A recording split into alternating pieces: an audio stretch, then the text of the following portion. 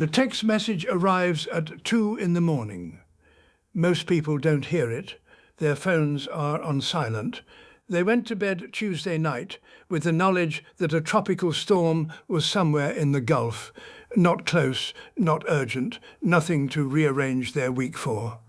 The forecast from 6 p.m. showed a system with 65-mile-per-hour winds expected to reach the coast in 4 days as a moderate Category 1. Some rain, some wind, maybe an inconvenient commute on Friday. They were not wrong to feel safe. The forecast was not wrong to say what it said. But between 10 p.m. Tuesday and 6 a.m. Wednesday, something happened in the warm darkness over the Gulf of Mexico that the models had not fully anticipated, that the advisory language had not fully captured, and that the 50 million people asleep across Texas, Louisiana, Mississippi, Alabama, and Florida had absolutely no reason to expect. The storm detonated. In the span of 8 hours, its sustained wind speeds jumped from 65 miles per hour to 140. Its central pressure crashed from 985 millibars to 921. The eye, which had been poorly organized and ragged at midnight, contracted to a tight circular structure 12 miles wide by 4 a.m.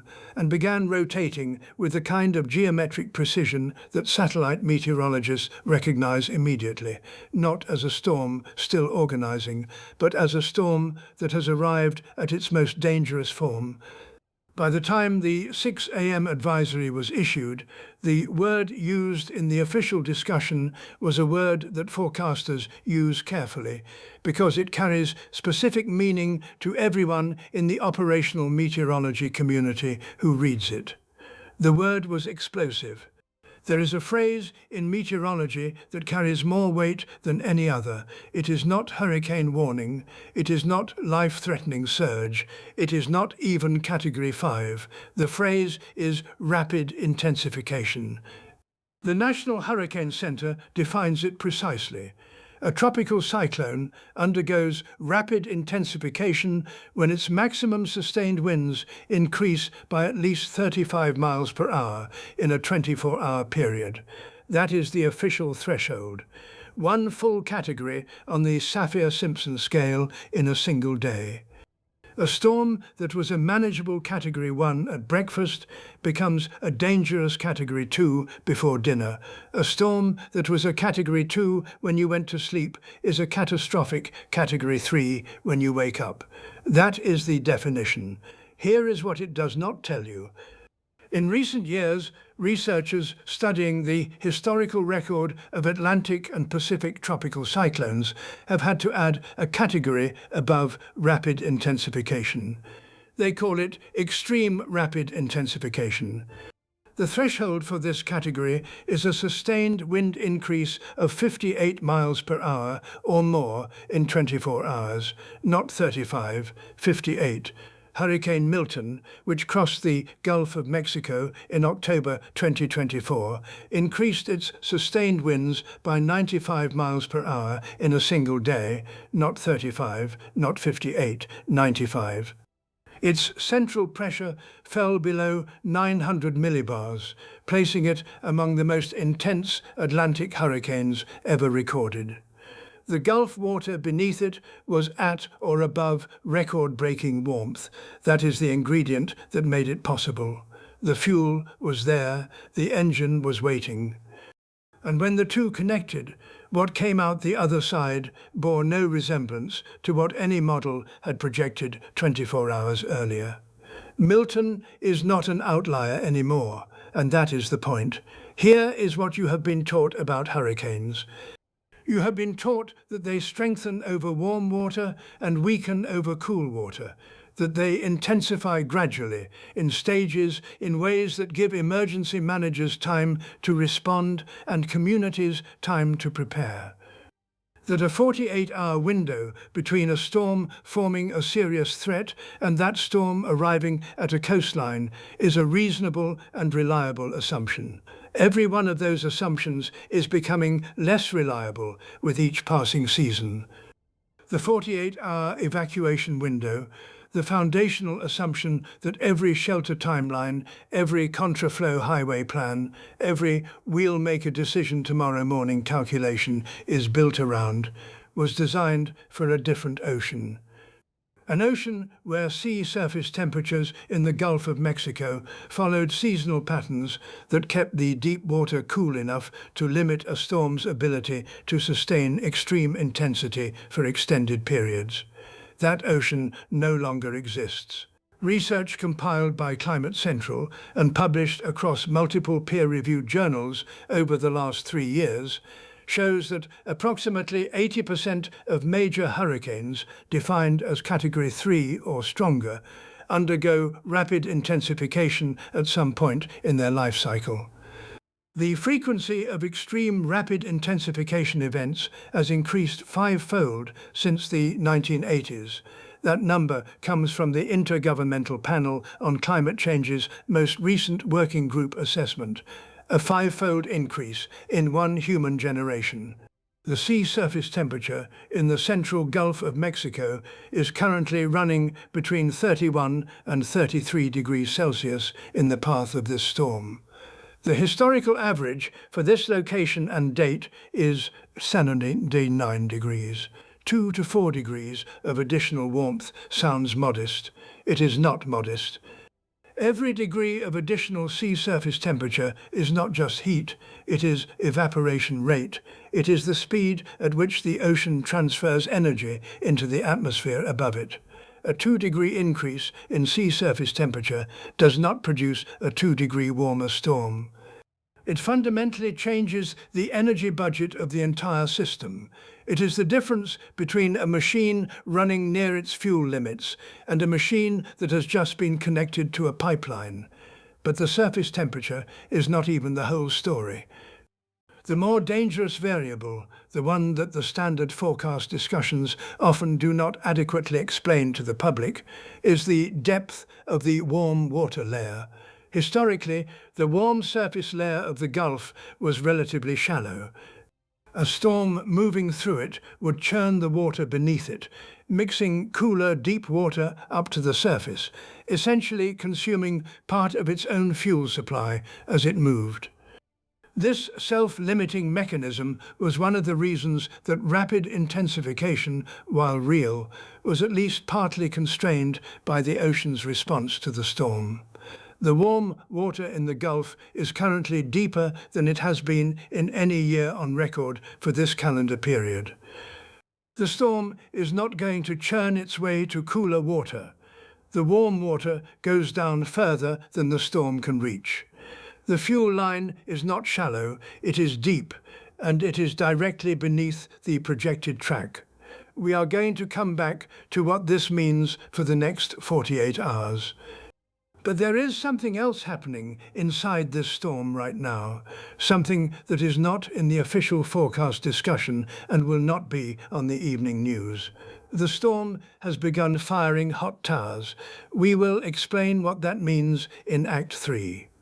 Because to understand what hot towers do to a storm's intensity, you first need to understand the storms that tried to tell us this was coming, the storms we ignored. On the afternoon of October 20th, 2015, a tropical storm named Patricia was drifting across the eastern Pacific at modest intensity. Sustained winds of about 85 miles per hour, a threat certainly, but a manageable one by the standards of the Pacific hurricane season. By the afternoon of October 21st, Patricia had become the most intense hurricane ever measured in the Western Hemisphere. Sustained winds of 215 miles per hour. A central pressure of 872 millibars. A storm whose inner eye had contracted to just 2 miles wide, what meteorologists call a pinhole eye, rotating with an efficiency of energy concentration that turned a large tropical system into something closer in structure to a perfectly tuned engine operating at maximum possible output. Patricia gained 130 miles per hour of sustained wind speed in 24 hours. No forecast model had predicted anything close to this. The projections from the previous evening showed a dangerous but comprehensible storm. What materialized was a category of atmospheric event that the operational forecast community had never dealt with at that magnitude. The National Hurricane Center's discussions during Patricia's peak intensification period are worth reading in full because they contain a quality that official meteorological language rarely admits: genuine uncertainty expressed in real time. The forecasters knew something extraordinary was happening. They did not know why it was happening so fast or whether it would stop. They issued the warnings they could issue with the information they had, and then they watched. Patricia made landfall on the coast of Jalisco, Mexico on October 23rd. The extreme rurality of its landfall location and its rapid inland weakening over the Sierra Madre Mountains prevented the catastrophic death toll that the storm's intensity implied. But the lesson of Patricia was not about the damage it caused. The lesson was about the damage it could have caused if its track had shifted 200 miles northward toward Manzanillo or the coastal resort corridor, or if the storm had maintained its peak intensity for 6 more hours before hitting land. The lesson of Patricia was, this is now possible. That lesson was filed and partially absorbed. Research followed, papers were written, conference presentations were made. The understanding of rapid intensification deepened. But the planning systems, the evacuation orders, the shelter timelines, the building codes, the public communication templates did not fundamentally change. Because changing those systems requires not just scientific understanding, but political will, budget appropriation, and the willingness to plan for scenarios that most people are psychologically resistant to accepting as real. 10 years after Patricia, the lessons were still only partially absorbed. Hurricane Wilma, which crossed the Gulf in October 2005, showed the meteorological community what explosive deepening at its most extreme looks like. Over 24 hours, Wilma's central pressure dropped from approximately 982 millibars to 882 millibars, a fall of 100 millibars in a single day. That rate of deepening was, at the time, unprecedented in the Atlantic basin. Wilma's winds rose from around 70 miles per hour to more than 180. The storm developed a pinhole eye just 2 miles wide. What makes explosive deepening so dangerous? And explosive deepening is the technical term for the extreme subset of rapid intensification, where pressure drop is the primary measure, is that forecast models struggle to simulate it accurately. The physical processes inside the storm that drive the rapid change happen on scales smaller than the grid resolution of most operational weather models. By the time a model notices the deepening, the storm has often already done most of its strengthening. Forecasters relying on model output can find themselves issuing warnings that dramatically underestimate a storm's intensity at landfall. This is not a theoretical problem. Hurricane Otis in October 2023 provided the most recent and most deadly example. Otis strengthened from a tropical storm with 65-mile-per-hour winds to a Category 5 hurricane with winds of 165 miles per hour in approximately 12 hours, not 24 hours, 12. The storm struck Acapulco, Mexico, with almost no time for a city of 780,000 people to prepare for a storm of that intensity.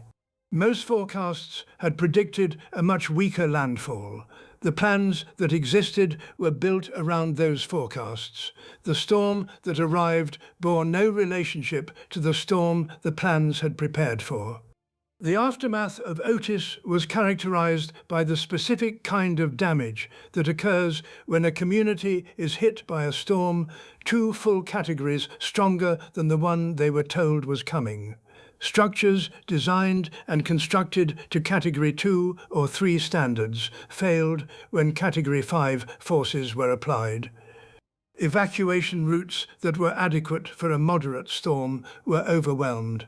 Emergency services that had staged for a manageable event were confronted with a catastrophe. The death toll from Otis exceeded 50 people in the immediate count, with hundreds missing. The economic damage to Acapulco was estimated at billions of dollars, and Otis was a relatively compact storm hitting a single city.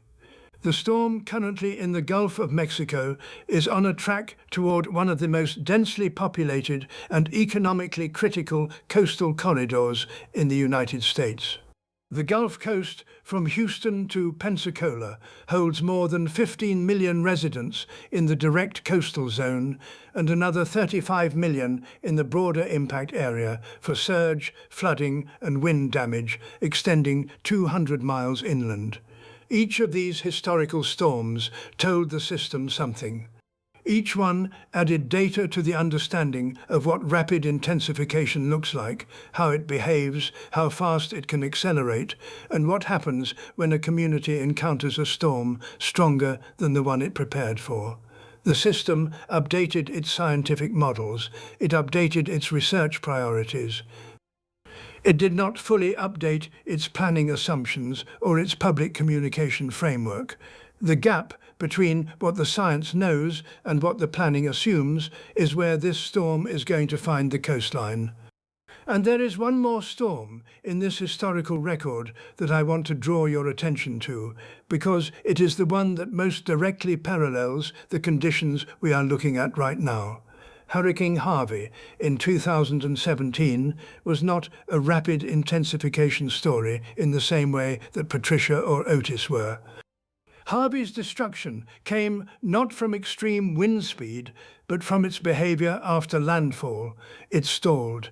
It sat over southeast Texas for 4 days and deposited approximately 60 inches of rainfall over the Houston metropolitan area. The flooding that resulted was not caused by the wind. It was caused by a storm that stopped moving and kept raining. Harvey produced damages in excess of $125 billion. It was, at the time of its occurrence, the costliest tropical cyclone in United States history. Harvey is relevant here because of something that gets discussed far less than its rainfall totals. Before Harvey made its initial landfall on the Texas coast, it underwent a rapid intensification event that took it from a tropical storm to a Category 4 hurricane in approximately 56 hours. The coastline it struck was not fully prepared for a Category 4. The planning and response adjustments made in those final hours, under pressure and with compressed timelines, affected outcomes in ways that researchers are still analyzing. The storm currently in the Gulf is not Harvey, but it is building on the same fuel, in the same water, with the same basic atmospheric ingredients that have now produced extreme rapid intensification events in this basin in 4 of the last 11 years. The frequency is not random. The frequency is a trend. Inside every major hurricane, at a depth and speed invisible to the naked eye and to most ground-based radar systems, there are columns of air moving upward with a violence that defies casual description. They are called hot towers. Understanding what they are and what they do is the difference between reading a forecast number and understanding the mechanism behind it, between knowing that a storm is intensifying and knowing why it cannot easily be stopped. Here is the physics. At the ocean's surface, the water evaporates. Warm water evaporates faster than cool water, which is the foundational reason that warm sea surface temperatures fuel tropical cyclones. The evaporated water vapor enters the atmosphere just above the surface as a component of warm, moist air. This air is lighter than the dry air surrounding it, so it begins to rise. As it rises, it cools, and as it cools past the dew point, its water vapor condenses back into liquid droplets. This condensation releases heat, latent heat, stored in the water vapor during the evaporation process, directly into the surrounding air. The air, now additionally warmed by this release, rises faster.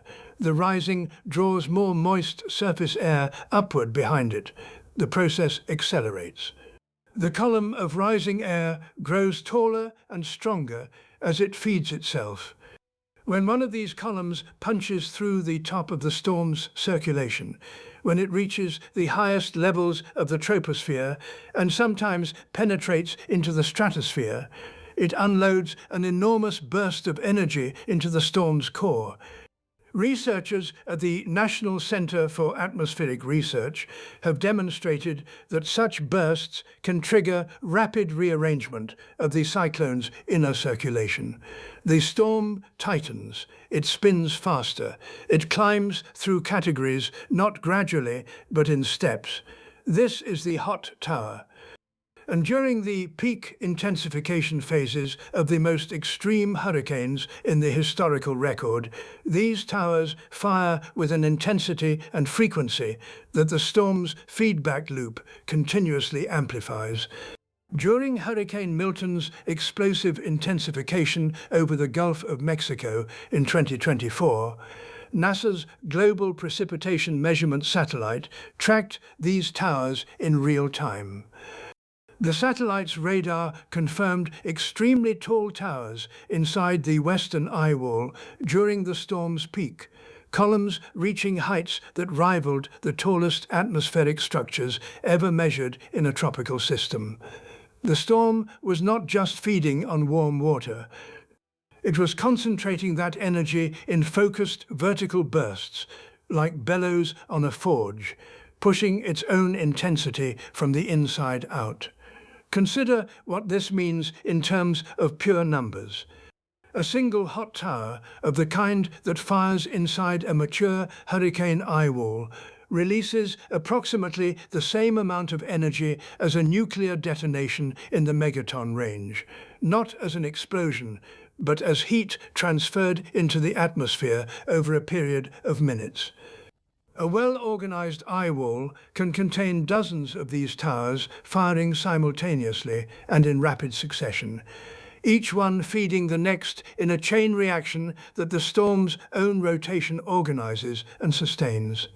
This is not a dramatic exaggeration. The energy in a major tropical cyclone at peak intensity exceeds the total energy output of the entire human civilization, every power plant, every engine, every furnace on the planet, by a factor of approximately 200. That energy comes from the ocean. It moves through the evaporation mechanism. It concentrates in the hot tower columns, and it expresses itself as the wind speed and pressure gradient that we measure and forecast. When researchers at the National Center for Atmospheric Research modeled hot tower events in historical hurricanes, they found that individual tower pulses correlated with pressure drops of 1 to 3 millibars per hour at the surface, small individually, but cumulative.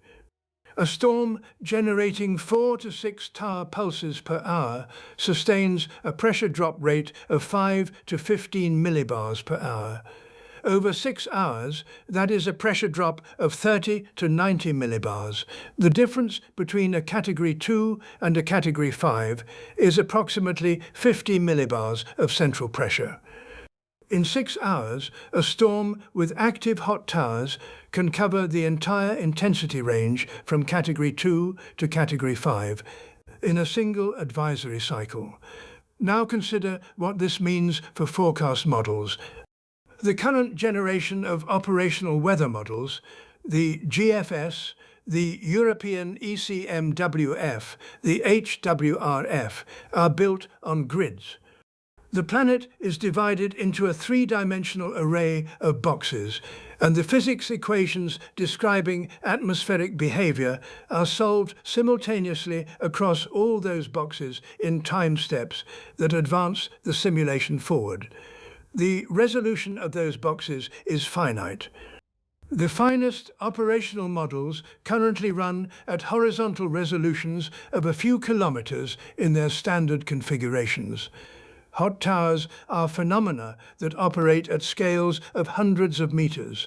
They are physically smaller than the grid boxes the models use to describe the atmosphere. This means the models cannot directly resolve them. They can only parameterize them, approximate their effects through equations calibrated against observations. A hot tower fires inside an eye wall and triggers a rapid rearrangement of the storm's circulation. The model may detect the consequence of that process with a delay of hours. By the time the model shows intensification, the storm has already intensified. This is the fundamental forecasting problem with rapid intensification. It is not a failure of scientific understanding. Scientists understand the physics well. It is a problem of resolution. The physics happens at a scale that the tools are not yet fine enough to directly observe in real time and compute in advance. There is a second mode of rapid intensification that compounds this problem. It was identified through observational case studies of storms that intensified in environments that should have been hostile to intensification. Storms with moderate wind shear above them, wind shear being the change in wind speed and direction with altitude, which tends to disrupt a storm's vertical structure, should not intensify rapidly. The shear tilts the storm.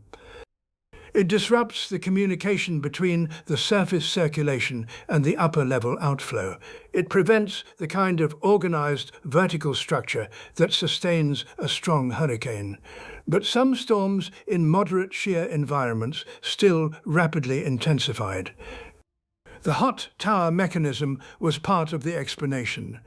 When the towers fire with enough energy, they can reorganize the storm's inner core in ways that effectively override the shear.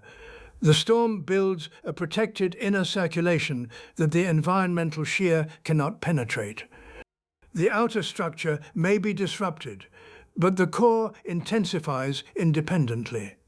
This second mode, intensification driven by the storm's internal dynamics despite unfavorable environmental conditions, is the one that catches forecasters most completely off guard. A storm in a favorable environment, intensifying rapidly, can be anticipated with some lead time from trend analysis. A storm in a partially unfavorable environment that suddenly begins firing hot towers and reorganizing its core defies the environmental indicators that normally constrain the forecast. The storm currently over the Gulf of Mexico is operating in what the official discussions describe as a marginally favorable environment. Wind shear is moderate, moisture is adequate but not exceptional. On the standard environmental checklist, several boxes are checked, but not all of them. The satellite imagery from 5 a.m. shows hot towers firing inside the eye wall. The eye is contracting. The environmental factors that should be limiting this storm are not limiting it. This is the second mode. And the second mode, once it starts, typically does not stop until the storm has completed the intensification its internal dynamics are driving. The question that determines everything for the next 72 hours is not whether this storm will intensify further. The satellite data suggests it already is. The question is how much further, and whether the ocean ahead of it, 72 hours of Gulf water between the current position and the projected landfall, maintains the temperature and depth profile that allows this internal feedback loop to run. The latest sea surface temperature analysis shows that it does. Which brings us to the part of this story that the forecast discussions are not fully explaining. The ocean has a memory, not a literal memory, but ocean temperature anomalies do not dissipate in days. They persist for weeks and months. The Gulf of Mexico has been running above its historical temperature average continuously for the better part of 18 months. The warm water that is in the storm's path right now was there last week, and the week before, and the week before that. It was not produced by this storm season. It was inherited from the conditions of the preceding year. The storm did not create its fuel. It is inheriting it, and inherited fuel, accumulated over months, does not get churned away in hours. The depth soundings from the Argo Float Network, autonomous ocean monitoring instruments that profile temperature and salinity to depths of 2,000 meters, show the warm layer in the Gulf extending to depths of 150 to 200 meters along the projected storm track.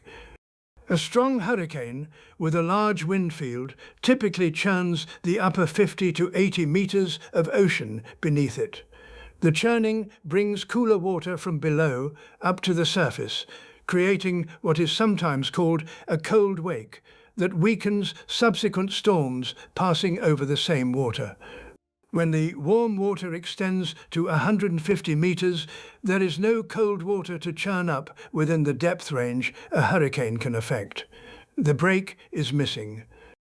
The storm over the Gulf of Mexico is moving through an ocean that has removed one of the primary mechanisms by which hurricanes naturally limit their own intensity. That is what the data says, and that data was available 3 weeks ago. You have been told implicitly and explicitly by decades of emergency management communication that 48 hours is enough time, 48 hours to decide whether to evacuate.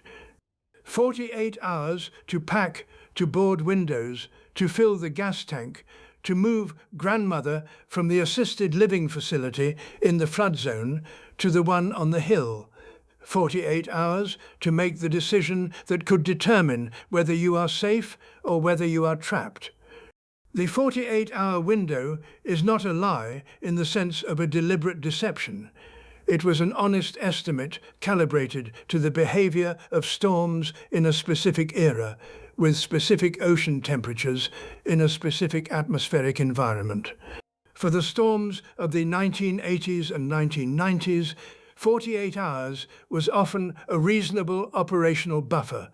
Not always, not perfectly, but often enough to build systems around. That era is over. The 48-hour window is a lie in the sense that it describes a reality that no longer exists but continues to shape decisions as if it did. Here is the specific arithmetic of why. A storm that's 72 hours before landfall is a tropical storm with 60-mile-per-hour winds appears on the public forecast products as a yellow cone of uncertainty with a category designation that triggers no mandatory evacuation orders in most Gulf Coast jurisdictions.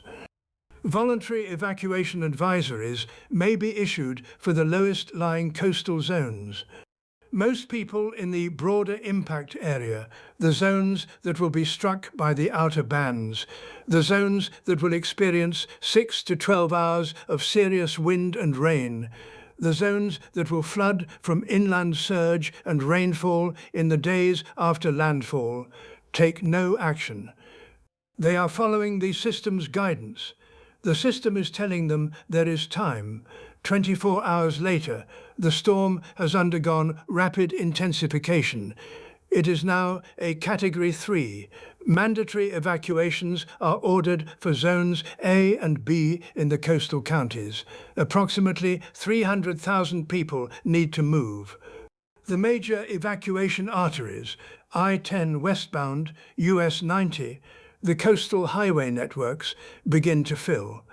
Contraflow operations are initiated, converting inbound highway lanes to outbound to double the evacuation capacity. At this point, in a nominal 48-hour timeline, there should still be enough time. The storm is 24 hours away. The highways, while congested, are moving. The shelters have space. Fuel is available at most stations. Then the storm undergoes a second rapid intensification event. 6 hours later, it is a Category 4. The surge forecast for Zone A increases by 3 feet. The evacuation order is extended to Zone C. Another 250,000 people are now under mandatory evacuation. They are joining a highway system that is already at or near capacity. The fuel stations along the evacuation routes begin running out of gasoline. The shelters in the first-tier inland cities reach capacity. People are driving past them looking for shelter further inland. 14 hours before landfall, the storm reaches Category 5 intensity. The outer rain bands are already affecting the coast. Driving conditions in the immediate coastal zone deteriorate. People who delayed their departure by 12 hours are now making evacuation decisions in rain, in wind, with degraded road conditions, in vehicles running low on fuel, in a system that was not designed for this sequence of events. Some of them turn around and go home. This is not a hypothetical scenario constructed to frighten you. This is a documented behavioral pattern observed in the response to multiple Gulf Coast storms over the last 15 years. Researchers at the Gulf Coast Research Center and at universities across the impacted states have studied evacuation behavior in response to rapid intensification events and found consistent patterns. When storms intensify faster than the forecast predicted, evacuation compliance decreases in the later stages of the response window, not because people become less concerned, but because the practical obstacles to evacuation increase faster than the urgency to leave. The roads are more congested, fuel is scarcer, weather conditions are worsening. The perceived risk of leaving, being stuck in a car during the storm, approaches the perceived risk of staying. This is the 48-hour lie in its full human expression. The planning timeline was built for a world where storms gave communities time to fully respond to escalating forecasts. The world where storms escalate in hours rather than days has invalidated that timeline, and the planning systems have not been rebuilt to match the new reality. There is a coverage problem compounding this behavioral problem. The NEXRAD radar network, the 160-station Doppler radar system that provides the meteorological backbone for severe weather detection across the United States, has gaps, not random gaps, specific, documented, well-characterized geographic gaps in low-level coverage that were identified years ago and have not been fully addressed. A radar beam does not travel in a straight line close to the ground. As the beam travels outward from the antenna, the curvature of the Earth causes it to climb.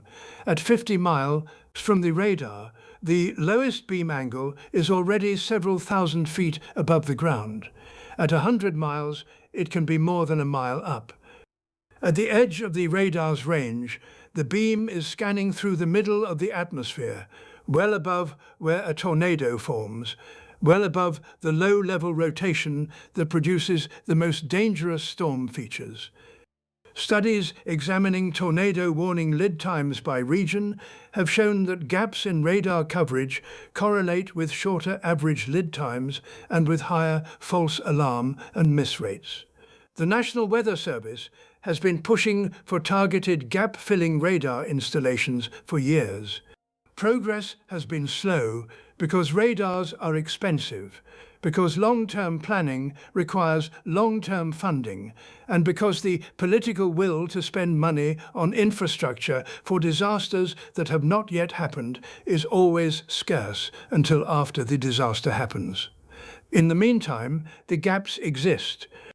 For a landfalling hurricane making its approach over open water, this matters less. Hurricane hunters, the reconnaissance aircraft that fly directly into tropical systems to measure conditions in real time, compensate significantly for what satellites and radars cannot resolve. But in the hours immediately before and after landfall, as a storm interacts with coastline terrain, as its structure changes, as tornadoes form in the outer bands, as surge piles up in coastal inlets and bays, the low-level coverage gaps become real operational constraints on warning lead time. The gap between what the science knows and what the planning assumes is real. The gap between the planning assumptions and the current storm's behavior is also real. Both gaps are pointing in the same direction. In 2025, independent evaluations of an artificial intelligence weather model built by a major research laboratory found that it often matched and sometimes exceeded top operational forecast systems on hurricane track prediction. In some limited cases, it showed improvement on intensity as well. The model did this by learning from enormous archives of past weather data, recognizing patterns in the historical record and projecting forward without running the physical equations step by step. The implications for rapid intensification forecasting are mixed. Pattern matching AI models are, by design, calibrated to historical data. They learn what storms in the past did when they encountered conditions similar to the current conditions. When current conditions fall within the historical range, the pattern matching approach can be remarkably effective. When current conditions fall outside the historical range, when sea surface temperatures are at record highs, when the warm water layer is deeper than any comparable historical case, when the combination of factors the storm is encountering has no close analog in the training data, the pattern matching approach may fail in the same way human experience fails, by extrapolating from patterns that no longer apply. The storm in the Gulf right now is operating in an environment that has limited historical precedent. The SST values on its track are at or beyond the upper edge of what the historical record contains for comparable storms in this location and season. Both the physics-based models and the AI pattern matching models may be underestimating it. The only data stream that is not subject to this limitation is the direct observation, the reconnaissance aircraft in the storm right now, measuring pressure and winds in real time. The satellite microwave imagery showing what the storm's internal structure actually looks like at this moment. The ocean profiling instruments measuring what the water temperature actually is beneath the storm's track. These observations are ground truth. They are not predictions or models. They are measurements. And the measurements, as of this morning, are diverging from the model guidance. The divergence between direct observations and model guidance is the specific early warning signal of a forecast bust in the making. Forecasters watch for this divergence constantly.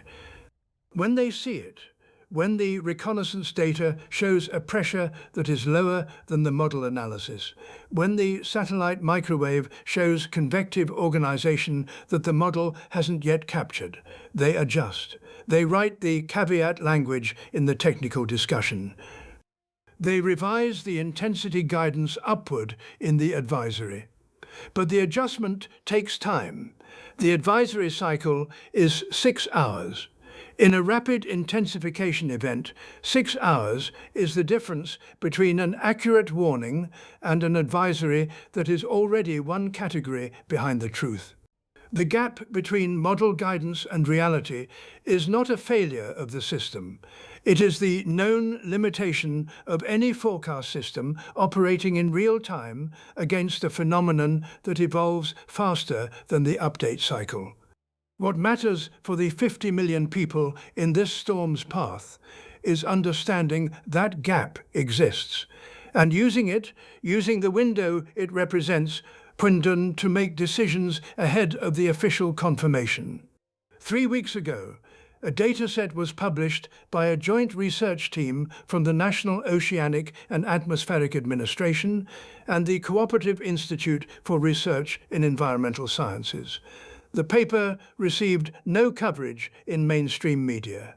It appeared in the Geophysical Research Letters, was referenced in 2 specialist newsletters, and was read by the community of researchers who monitor Gulf of Mexico thermal conditions as part of their routine professional work. The paper described something that the research team had not expected to find in the magnitude they found it.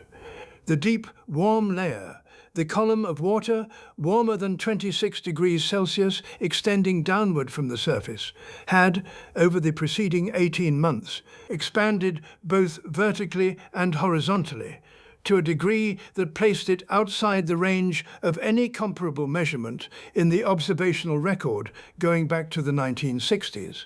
Not slightly outside the record, measurably, significantly, clearly outside it. The implications for hurricane intensification were not the primary focus of the paper. The primary focus was the oceanographic mechanism, the role of regional circulation patterns in concentrating warm water at depth in the Gulf Basin. But the hurricane implications were noted in the discussion section and summarized in 3 sentences that any operational meteorologist reading the paper would immediately recognize as significant. The 3 sentences said, in the careful language of peer-reviewed scientific literature, that the current state of the Gulf's thermal structure represents an optimal environment for deep-water hurricane intensification, that the depth of the warm layer significantly reduces the self-limiting cooling feedback that historically constrained rapid intensification events in the basin, and that these conditions are expected to persist through the peak of the current hurricane season. Optimal environment significantly reduces the self-limiting feedback expected to persist. 3 weeks later, a storm is in the Gulf that has undergone explosive deepening overnight. The paper's authors are aware of the storm. They are not surprised by its behavior. Consider what the numbers actually mean in terms of energy. The Gulf of Mexico holds approximately 643,000 cubic kilometers of water. A significant fraction of that water, the upper layer, the layer that matters for hurricane fueling, has been absorbing solar heat for 18 consecutive months at above average rates. The heat content of the upper Gulf, measured in joules, is at a record high for any comparable period in the observational record. When a hurricane passes over water, it doesn't just use the heat at the surface. It uses the mechanism of evaporation, converting water from liquid to vapor and releasing latent heat into the atmosphere during condensation. The rate of evaporation depends on the temperature differential between the water surface and the air above it. Warmer water, greater differential, faster evaporation, more latent heat available to the storm per unit of time. Now consider this in the specific context of the storm's current position and projected track. The storm is moving at approximately 12 miles per hour toward the northwest. At that speed, it will remain over deep Gulf water for approximately 60 more hours before approaching the shallow coastal shelf. For each of those 60 hours, it is absorbing energy from water that has been accumulating heat for a year and a half, at depths that its churning cannot reach, in quantities that no previous storm in the observational record has encountered in quite this combination. The energy available to this storm is not ordinary, and the atmosphere above it, the atmospheric environment through which this energy must pass to become wind and pressure, is, in this season, offering less resistance than usual. Wind shear across the Gulf is running below its historical average for this calendar period. The subtropical ridge is positioned in a way that channels the storm's outflow efficiently, allowing the heat engine at the storm's core to exhaust its rising air rapidly at altitude without the outflow backing up and limiting the pressure gradient. Warm fuel below, clear exhaust above, tight circulation within. This is the configuration that produces the historical outliers, the Patricias, the Wilmas, the Miltons. The storm over the Gulf right now is not yet any of those storms, but it is operating in conditions more similar to the conditions that produce those storms than any system in this basin since Milton. And unlike Milton, which formed far enough offshore that its peak intensity occurred over open water before interacting with the coastline, the current storm's track projects landfall while the system is still in its primary intensification window. Peak intensity at landfall. That is the phrase that emergency managers in the 5-state impact zone are using in their private briefings right now. Peak intensity at landfall means the storm arrives at the coast without having gone through the natural weakening process that occurs as tropical systems move over cooler water near shore, interact with land surfaces, or encounter increasing shear at higher latitudes. A storm at peak intensity at landfall delivers its maximum destructive force to the maximum number of people. Peak intensity at landfall. That is the phrase that emergency managers in the 5-state impact zone are using in their private briefings right now. Let me explain in physical terms what peak intensity at landfall actually means for the structures and people in the storm's path. The Saffir-Simpson hurricane wind scale is a 5-category system based on sustained wind speed. A Category 1 hurricane has sustained winds between 74 and 95 miles per hour. A Category 5 has sustained winds exceeding 157 miles per hour. The scale is widely known and widely used in public communication. What the scale does not convey, what its simple numerical categories obscure, is the nonlinear relationship between wind speed and destructive force. Wind pressure on a surface scales with the square of the wind speed. If you double the wind speed, you quadruple the pressure on any surface exposed to the wind. A Category 5 storm with 175 mile-per-hour winds does not produce twice the structural pressure of a Category 3 storm with 115 mile-per-hour winds. It produces more than twice the pressure. The specific ratio is approximately 2.3 times greater. Building codes along the Gulf Coast have been progressively strengthened over the decades following major storms. Florida, which experiences more landfalling hurricanes than any other state, implemented its current statewide building code after Hurricane Andrew in 1992, a storm that produced damage so severe and so clearly linked to failures of construction standards that the political will to mandate higher standards finally materialized. The Florida Building Code now requires residential construction to withstand wind speeds of 130 to 180 miles per hour, depending on location. Other Gulf Coast states have adopted similar standards for new construction. The operative word is new. The median age of housing stock along the Gulf Coast of Texas, Louisiana, Mississippi, and Alabama is approximately 35 to 40 years. Much of that housing was built before current wind-resistance standards were adopted, or under older standards that have since been superseded. A Category 4 or 5 storm striking a coastline where a significant percentage of structures were not built to current codes is not encountering a uniformly upgraded built environment. It is encountering a mixed environment, some new construction that may perform adequately, and a large proportion of older construction that may not. The modeling of structural damage in major hurricane scenarios distinguishes between these populations of structures. The loss models used by insurance actuaries and emergency management planners consistently show that the older housing stock fails at rates significantly higher than the newer construction under Category 4 and above conditions. The storm currently in the Gulf is going to interact with both populations of structures. The storm surge, which in many landfalling hurricanes causes more deaths than the wind itself, does not distinguish between old construction and new. Surge is water.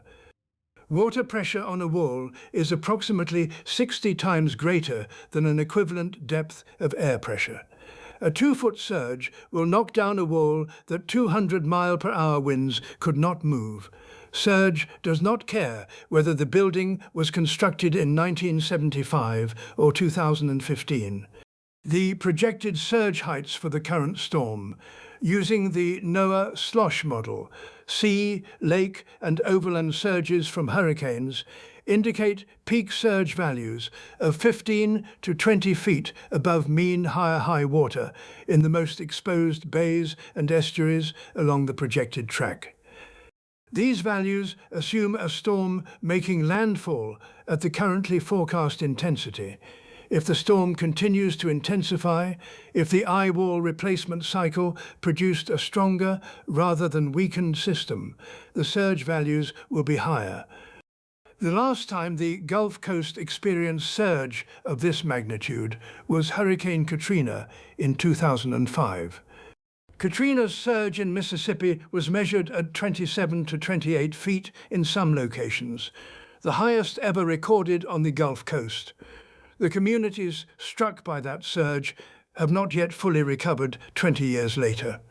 The storm in the Gulf is not Katrina's track, but the physics are the same. The last time a major hurricane made landfall along the central Gulf Coast at or near peak intensity was Hurricane Ida in 2021. Ida struck Louisiana as a Category 4 with winds of 150 miles per hour, having rapidly intensified from a Category 1 to a Category 4 in 24 hours just before landfall. The damage it caused in Louisiana was estimated at $75 billion. Its death toll, including the flooding deaths it caused as it moved through the northeast United States, exceeded 80 people. The storm currently in the Gulf is running at intensities that Ida did not reach. The fuel beneath it is deeper than what Ida had. The atmospheric environment above it is more favorable than what Ida encountered. We are going to come back to the specific forecast track in a moment, because the track has shifted in the last 6 hours in a way that changes everything about who is in the primary danger zone. But first, I need to address the thing that the official forecast products are not saying clearly enough.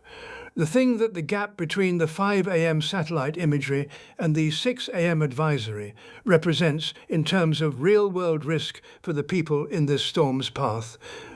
For 6 hours on Wednesday afternoon, it appeared that the storm might be weakening.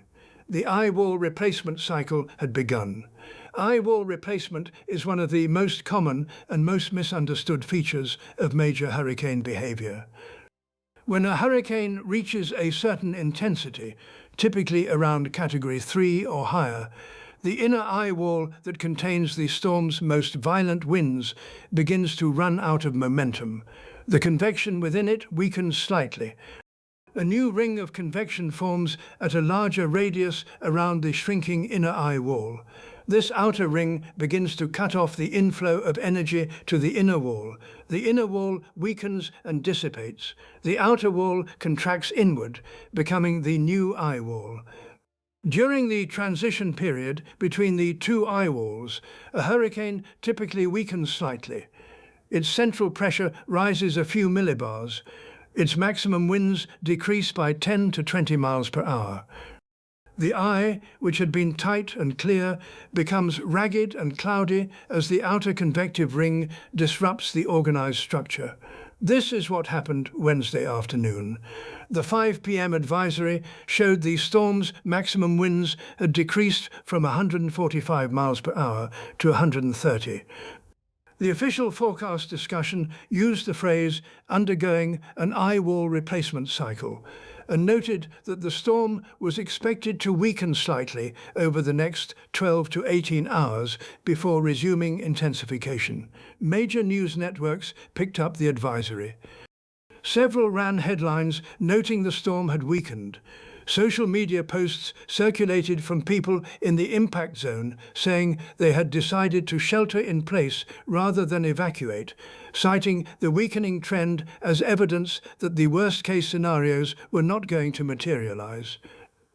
Emergency managers in 3 coastal counties noted an increase in calls from residents asking whether mandatory evacuation orders were still in effect.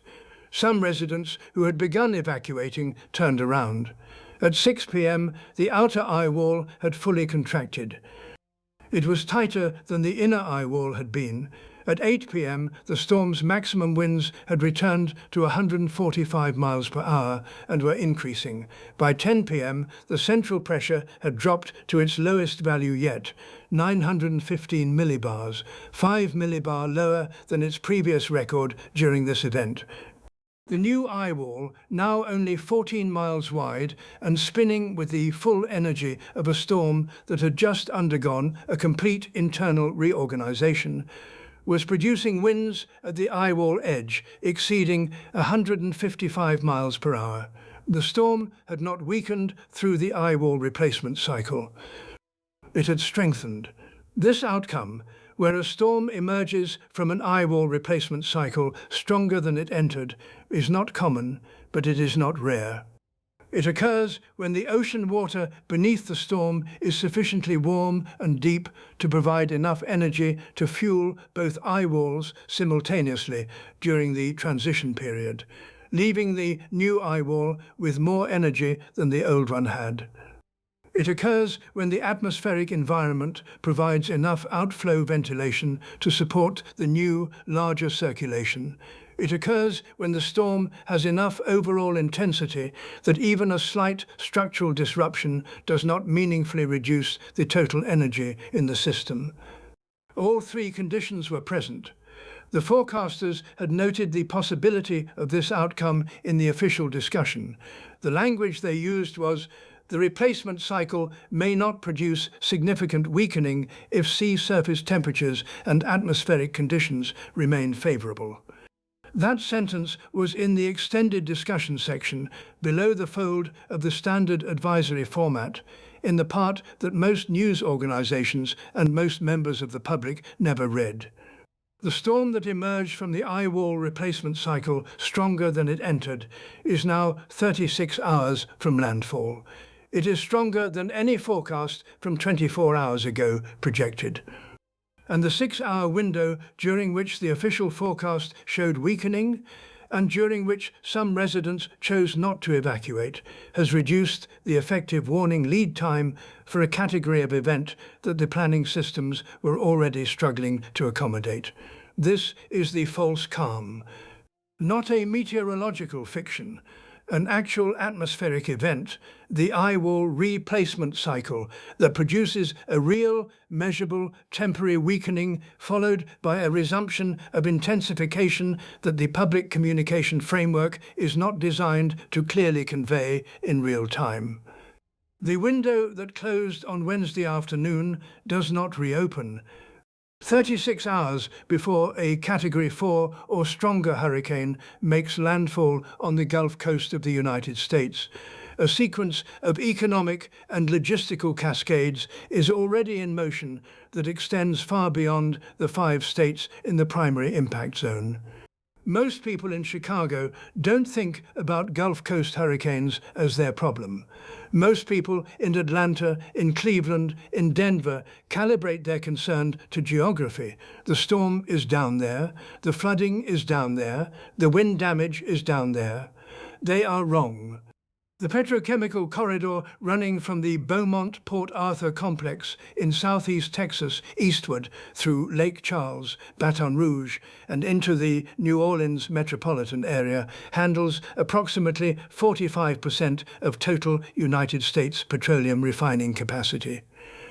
These facilities process crude oil into gasoline, diesel, jet fuel, heating oil, and the feedstock chemicals that supply the plastics, fertilizers, and pharmaceutical industries.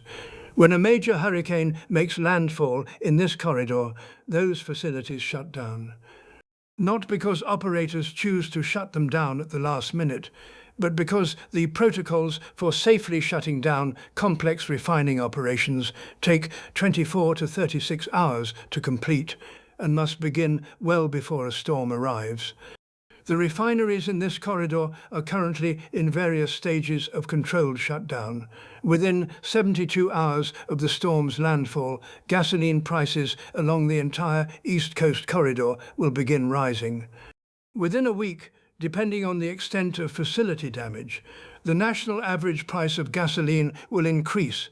The increases will be proportional to the extent of damage and the duration of the shutdown. If the facilities experience major structural damage, flooding of equipment rooms, damage to process vessels, contamination of feedstock storage, the shutdown period extends from days to weeks. Hurricane Katrina in 2005 shut down Gulf Coast refining capacity for weeks. The national energy price spike that followed was measurable and sustained. The agricultural supply chain is the second cascade. The lower Mississippi River corridor handles approximately 60% of all U.S. grain exports. The river ports from Baton Rouge to New Orleans are the funnel through which corn, soybeans, and wheat produced in the American interior reach global markets. A major storm system that makes landfall near the mouth of the Mississippi or that floods the river corridor sufficiently to disrupt navigation and port operations interrupts that supply chain. The interruption is not immediately visible to consumers in the United States. Grain prices move with some lag, but the international markets, particularly the countries in Africa, the Middle East and Asia that depend on U.S. grain exports, feel the disruption within weeks. Food price volatility in countries already operating near subsistence margins has historically followed Gulf Coast storm events that disrupt the Mississippi corridor. This is not a speculative connection. It is a documented pattern. Researchers studying food security and global commodity markets have traced specific price spikes in grain importing countries to storm events in the Gulf of Mexico that disrupted U.S. export logistics. The power grid cascade is the third and most immediately visible to the largest number of people. A major hurricane making landfall along the Gulf Coast does not just damage distribution lines and poles in its direct path. It can trigger cascading failures in transmission infrastructure that extend hundreds of miles inland. The transmission grid connecting Gulf Coast power generation, including natural gas generation that runs on fuel produced by the refineries in the impact zone, to the broader southeastern grid, is a highly interconnected system. When multiple transmission lines fail simultaneously, the protective relays designed to isolate failures can, under certain conditions, trigger additional automatic disconnections in adjacent sections of the grid as the system tries to protect itself from instability. This phenomenon, a cascade of protective disconnections propagating through an interconnected grid, has produced major regional outages in the aftermath of storms that, judged by their wind speed alone, would not have been expected to cause such widespread power loss. The restoration timeline for major grid damage following a direct hit from a Category 4 or stronger hurricane is not measured in days, it is measured in weeks. In the months following Hurricane Maria's 2017 Puerto Rico landfall, parts of the island were without power for close to a year. The conditions in Puerto Rico, island geography, limited grid redundancy, pre-existing infrastructure degradation, were more extreme than what exists on the Gulf Coast mainland. But the pattern of restoration is instructive.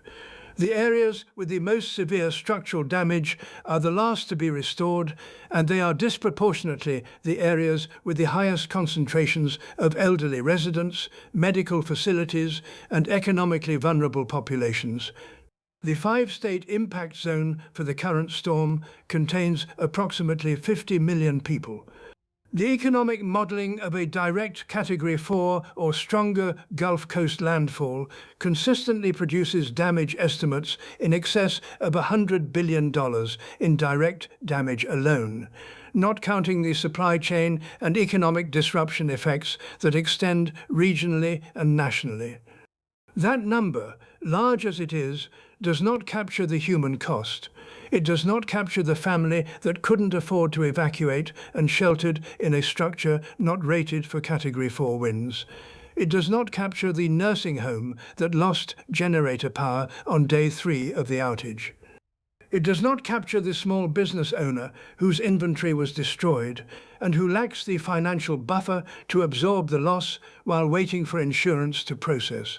The storm over the Gulf is not just a weather event. It is a stress test of every system that modern life depends on, applied simultaneously and without warning to a region where 50 million people live. The storm was worse than anyone predicted, not because the science failed, not because the forecasters failed, but because the gap between what the science knew and what the plans assumed remained open long enough for the storm to find it.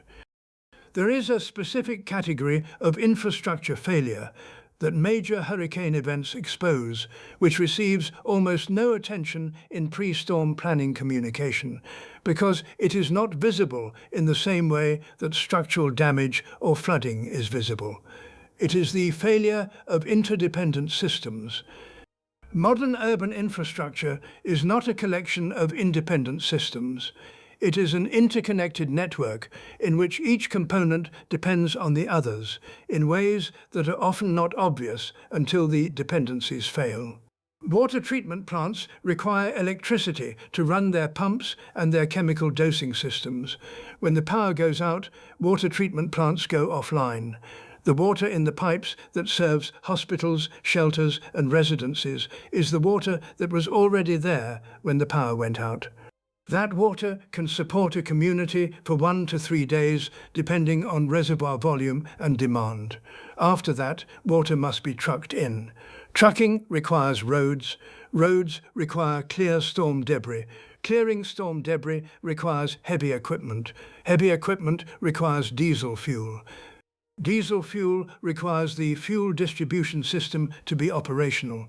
The fuel distribution system, the tanks, the pumps, the delivery vehicles, is itself dependent on power. Many fuel terminals have generator backup. Generators run on diesel fuel. If the diesel supply to the generators is interrupted, the generators stop. The hospital at the center of this web has patients on ventilators, on dialysis, on continuous intravenous medication that requires refrigeration. It has an operating theatre that cannot function without sterile water, reliable power, and HVAC. It has a generator rated for 72 hours that is burning through its fuel at a rate calibrated for normal hospital operations, not for the elevated load of a storm evacuation that has added 200 patients to its census. At hour 62, the fuel truck that was supposed to deliver generator diesel cannot reach the hospital because the road is blocked by a downed power line that the utility crew hasn't been able to clear because they are working 140 other priority restoration jobs simultaneously across the county. This is the healthcare cascade. It is documented in the after-action reports of every major Gulf Coast hurricane since Katrina. It is the reason that hospital disaster planning has a specific protocol for generator fuel management that most hospitals follow and that all hospitals drill. But the protocol assumes a restoration timeline. When the restoration timeline extends beyond what the protocol was designed for, the protocol is exhausted before the crisis ends. The interdependency cascade has one more dimension that matters for the current storm: telecommunications. The cell tower network along the Gulf Coast is built to withstand Category 2 wind loads at most installations, with some newer towers rated to Category 3. Above those thresholds, tower failures become common. When towers fail, coverage gaps appear. When coverage gaps appear, the emergency alert system, the wireless emergency alerts that automatically push to every phone in a geographic area, cannot reach the phones in the gap.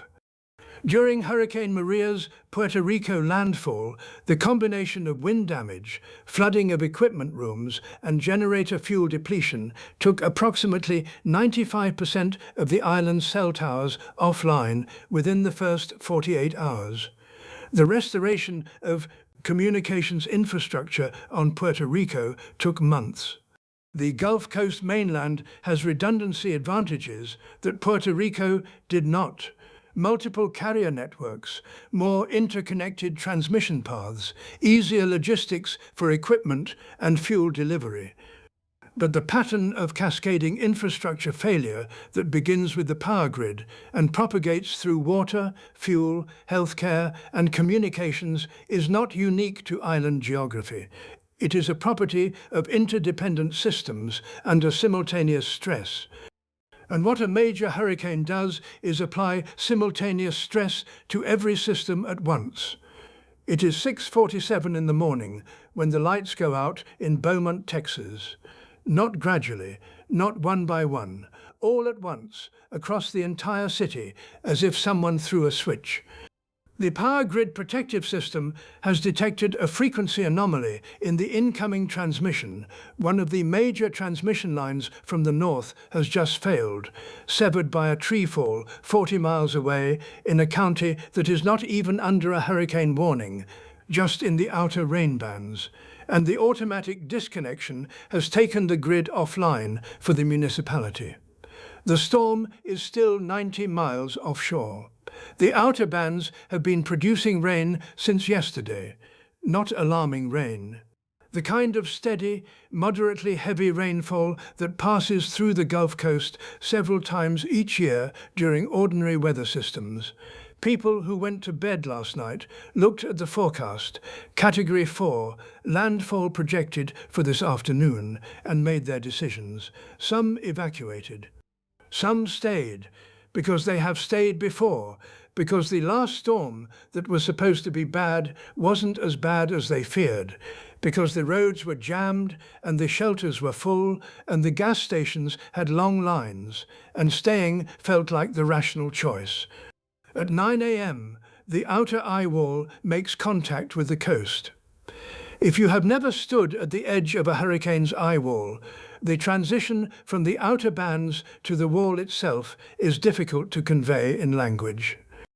The outer bands bring serious weather, intermittent heavy rain, gusty winds, occasional embedded tornadoes in the southeast quadrant of the storm. But there are gaps between the bands. The wind is not constant. The experienced coastal resident has ridden out the outer bands before and calibrated their fear accordingly. The eye wall is different. The transition happens in less than 20 minutes. The wind speed goes from 50 miles per hour to 110 miles per hour in the time it takes to drive across town. Not gradually, in steps, and then at some unmarked boundary, continuously and overwhelmingly. The sound is not the howling that movie depictions suggest. It is lower than that. It is a sustained, all-encompassing roar that vibrates the chest and seems to come from every direction simultaneously, because it is coming from every direction simultaneously. Structures that have stood through previous storms are encountering forces they were not designed for. The Saffir-Simpson scale is often communicated to the public as a wind speed index. But the relationship between wind speed and destructive force is not linear. Wind pressure on a surface scales with the square of wind speed.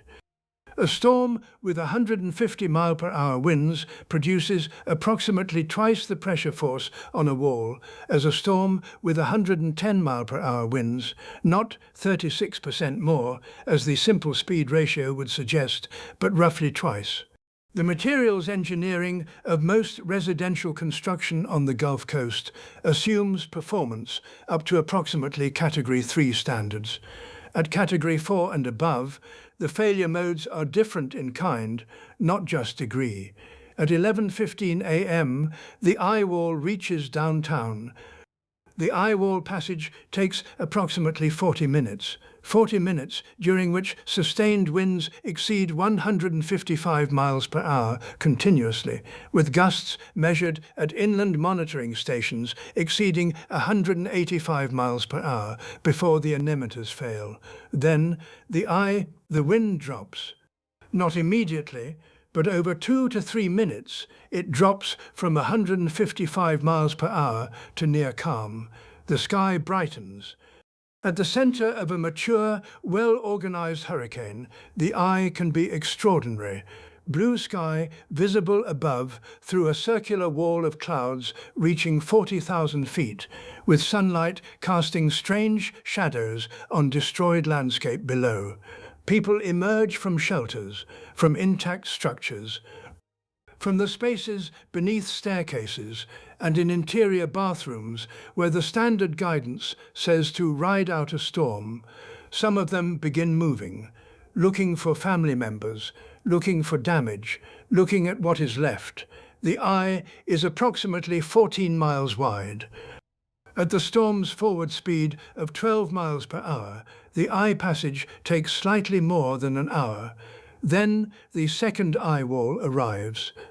The wind builds more abruptly on the exit than on the entry, because the storm's forward motion is now subtracting from the wind on the leading side and adding to it on the trailing side. The southeast quadrant of a landfalling hurricane is typically the most intense, because the rotational wind speed and the translational forward speed of the storm combine rather than oppose each other. At 1:30 p.m., the back eye wall makes landfall. People who emerged during the eye are now outside, exposed, in conditions that they do not have time to escape.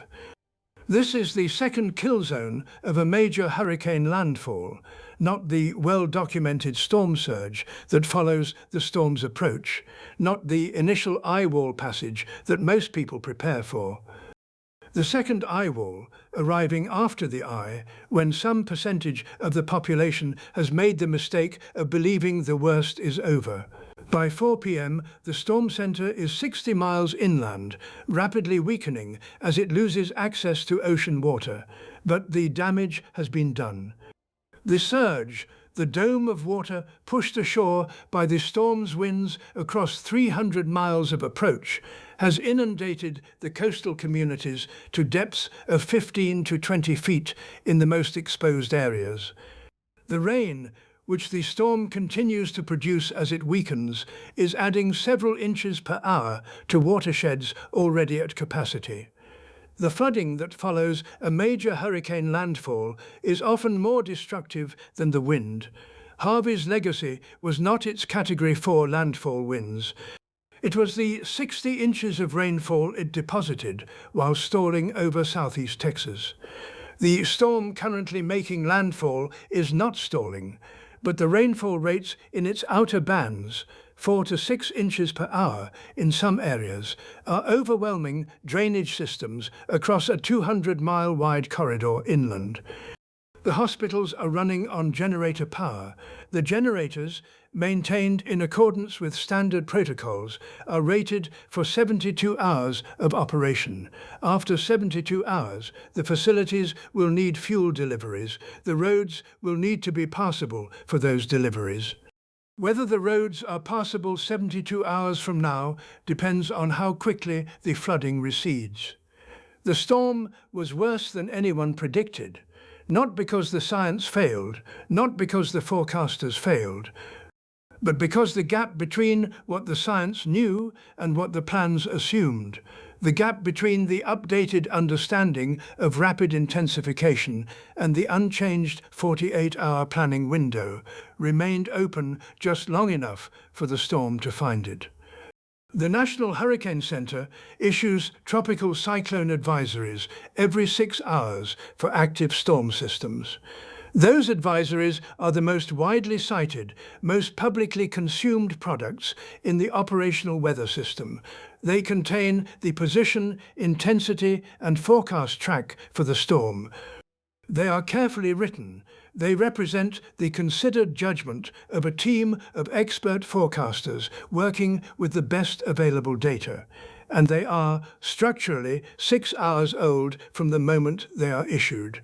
The data that the next advisory will be based on is being collected right now.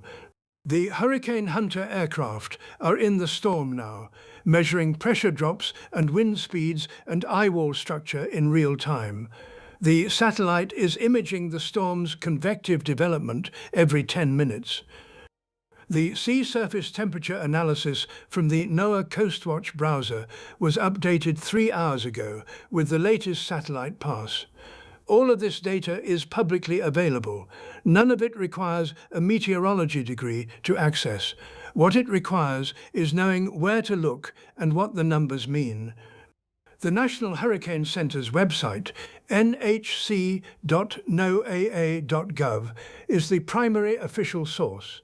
The advisory page gives you the current position, intensity, and forecast track. But the most valuable document on that page is not the main advisory. It is the technical forecast discussion. This is the text document written by the lead forecaster on shift that explains the reasoning behind the forecast. It is where you find the uncertainty language.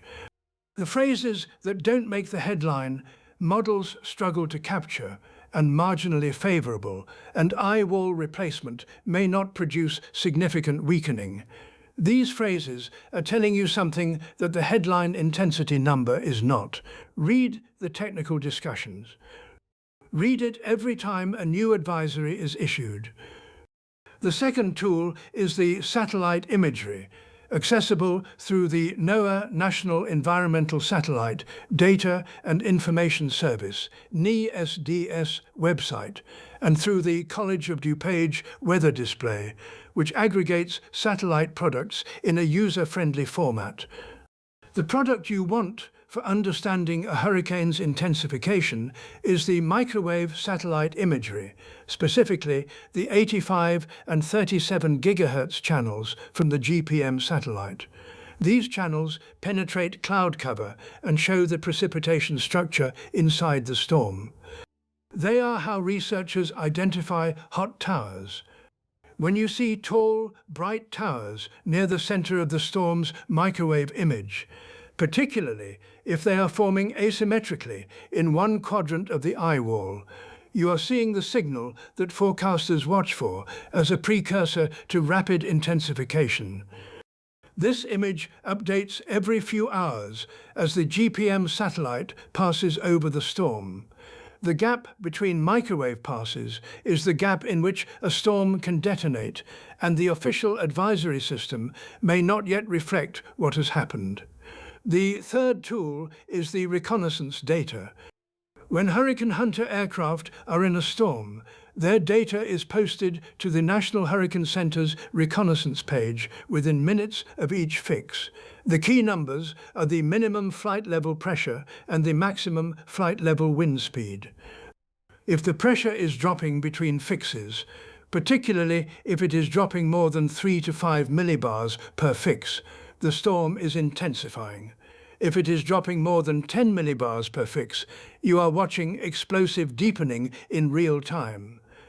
These numbers go public before the next advisory is issued. They tell you where the storm is going before the official forecast catches up. The fourth tool is the sea surface temperature analysis.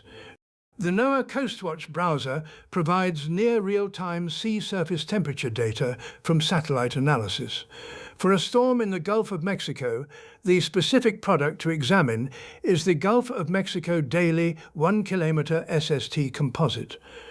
Load the most recent image and look at the temperature values along the storm's projected track.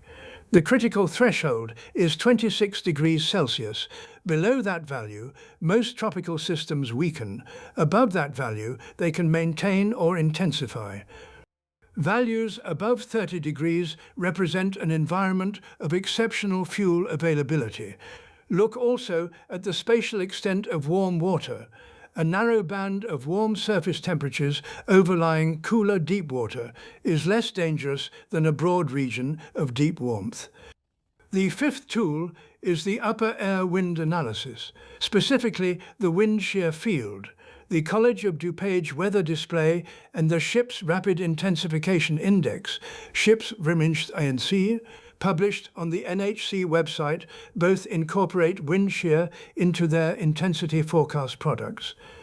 The SHIPCA gives you a probability estimate for rapid intensification over the next 24 hours based on a statistical model trained on historical storm data. When the SHIPCA probability for 30-knot intensification exceeds 50%, the model is telling you that conditions are favorable for the kind of event we have been discussing.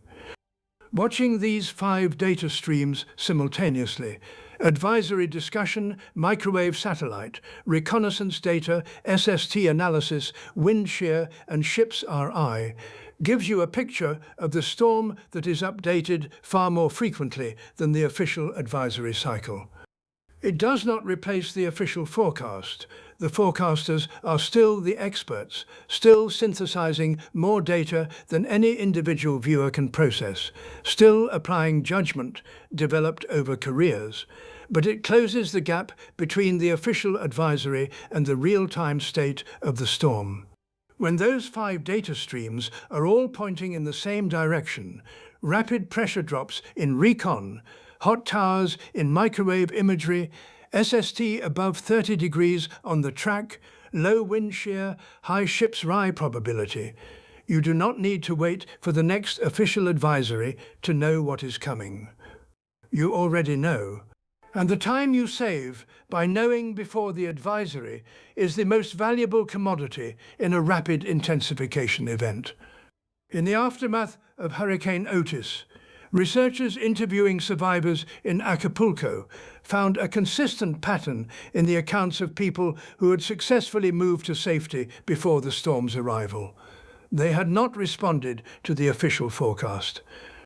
Most of them had not been monitoring the NHC advisory page or the meteorological data streams. They were not weather enthusiasts or emergency management professionals. They were restaurant workers, hotel staff, fishing boat captains, residents of the coastal neighborhoods where the storm made its most catastrophic impact. What they had in common was simpler. They had looked at the ocean. They had looked at the sky. They had felt something, a change in the swell pattern, an unusual stillness in the morning air, a quality of the light that their experience told them was not ordinary. And they had made the decision to move before any official order told them to.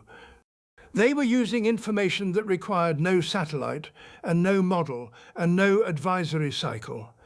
They were using the pattern recognition that coastal communities accumulate over generations of living beside an active ocean. Modern forecasting has not replaced that intelligence.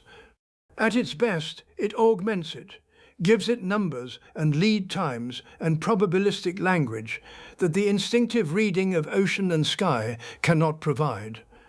But the instinct to act before the official confirmation arrives, to trust the feeling that something is wrong, even when the forecast says manageable, that instinct saved lives in Acapulco that the official forecast could not save. This is not an argument against following official guidance. The official guidance, when it says evacuate, should be followed without hesitation or delay. The point is different and more subtle. The point is that the window matters more than the order. An Florida Building Code or equivalent standards offers materially better survivability in wind events.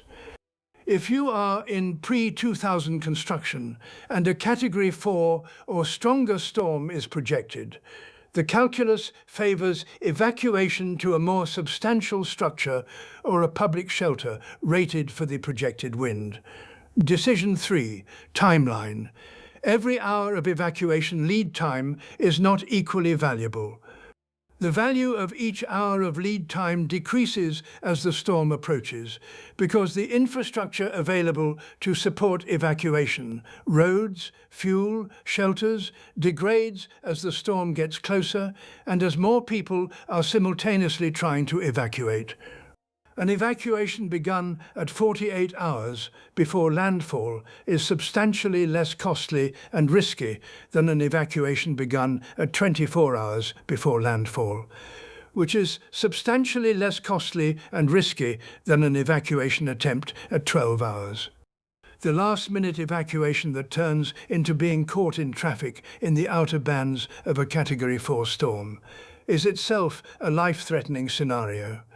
Begin moving when the ship's rise probability exceeds 40% and the storm is within 96 hours of your location, not when the evacuation order is issued, not when the cone of uncertainty encloses your zip code. When the intensification probability passes that threshold and the storm's track puts you within 96 hours. Decision 4. Information maintenance. Once you have made the decision to evacuate, do not stop monitoring the data. Track the storm's actual versus forecast behavior. If the storm is weakening, genuinely weakening, not the temporary weakening of an eye wall replacement cycle, that information is relevant to your decisions about when to return. If the storm is intensifying beyond forecast, that information is relevant to your route choice and shelter destination. The people who survive major hurricane events at the highest rates are not the people who made the perfect decision at the perfect time. They are the people who maintained situational awareness throughout the event and adjusted their decisions as the situation evolved. The storm over the Gulf does not care about your plan. It only responds to physics, but your plan can respond to the storm. The window is open. There is a final piece of context that I want to leave you with. Not a practical instruction, but a framework for thinking about major storm events that changes how you interpret everything you hear between now and landfall. The coverage of a landfalling hurricane, particularly in the 24 to 48 hours before the event, tends to focus on a narrow set of variables: the forecast track, the forecast intensity, the projected storm surge, the evacuations ordered. These are important. They are the right things to be monitoring. But they are lagging indicators. They describe where the storm is going based on what the storm has done. The leading indicators, the data streams we discussed in Act 9, describe what the storm is doing right now and what that implies about where it is going. In the gap between the lagging indicators and the leading indicators is the window. The lagging indicators are calibrated to protect the majority of the population against the most likely scenario. If the majority of storms that look like this one at this point in their life cycle produce Category 3 to Category 4 landfalls, the official guidance is calibrated for that outcome. It is not calibrated for the tail of the distribution, the scenarios where the storm intensifies beyond forecast, where the peak arrives at the coast rather than offshore, where the eye wall replacement cycle produces a stronger rather than weakened system. Tail events are, by definition, rare. That is what makes them tail events. But rare is not zero. And the trend in rapid intensification frequency means the tails of the distribution are getting fatter. The exceptional outcomes are becoming less exceptional. The 50 million people in this storm's path are not all equally exposed to the tail scenario. Most of them will experience damaging wind and rain and power outages and flooding. Serious enough events that demand preparation and response, but survivable events for the majority of people who have taken basic protective actions. The tail scenario, the full intensity at landfall, the maximum surge, the cascading infrastructure failure, is concentrated in the coastal zone. The people in Zone A and Zone B, the people in the surge inundation footprint, the people in structures not rated for what is coming. For those people, the difference between the median scenario and the tail scenario is not statistical. It is the difference between a recoverable event and an unsurvivable one. The window they have right now is real. The data to understand what they are facing is publicly available. And the decision that determines the outcome is available to make. The physics of the storm will unfold as the physics demands. The ocean will give what it has stored. The atmosphere will express what the conditions support. The hot towers will fire or they will not. The eye will tighten or it will not. The replacement cycle will produce a stronger or weaker system. None of that is in anyone's hands but the storm's. What is in your hands is the window. Use it before it closes. The data is available. The tools are real. The analysis in this documentary is grounded in peer-reviewed science and operational meteorology. If this level of depth is useful to you, subscribe, share this with someone in the impact zone, and turn on notifications so you don't miss the next update. The storm is still moving. The window is still open, but not for long. Earth radar. The storm about to hit 50 million people is worse than anyone predicted. Total runtime estimate, 2.5 minus 3 hours. The ocean is not negotiable. The atmosphere is not negotiable. The feedback loops of a rapidly intensifying hurricane are not going to respond to anyone's preferences about timing or intensity. The window is the only variable that is controllable, and it is closing. Research compiled across multiple hurricane seasons and multiple impact events consistently shows that the single most important predictor of injury and death in a major hurricane landfall is not the storm's intensity, not the storm's track, not the quality of the warning system. It is the time between the decision to evacuate and the time the storm makes its conditions too dangerous to travel. Everything we have covered in this documentary, the rapid intensification, the hot towers, the deep warm layer, the 48-hour planning window that no longer reliably exists, the eye wall replacement cycle that gives the false signal of weakening, the real-time data tools that can put you ahead of the official advisory, all of it points toward one conclusion. The people who survive at the highest rates are the people who used the full available window, not the people who waited for confirmation, not the people who watched the storm wobble and thought it might miss, not the people who heard weakening during the eye wall replacement cycle and decided to stay. The ones who saw the ship's ray exceed 50% and started loading the car. The ones who checked the SST and said, "This water is too warm. The standard forecast may be wrong." The ones who looked at the microwave satellite loop at midnight and recognized what hot towers inside an eye wall at that organization and height mean, and made the call before the phone buzzed with the evacuation order. Knowledge is not passive. In the specific context of a rapidly intensifying hurricane approaching a populated coast, knowledge that is acted upon in the first half of the available window is worth more than knowledge acted upon in the second half. B. The storm is currently 40 hours from landfall. The tools to read it in real time are available to anyone with a phone or a computer. B. The window is open. Use it. If this kind of deep, real-time analysis is useful to you, the kind that explains the mechanisms behind the forecast rather than just reading the numbers, subscribe now and turn on notifications. In the next video in this series, we go inside the reconnaissance aircraft, the hurricane hunters.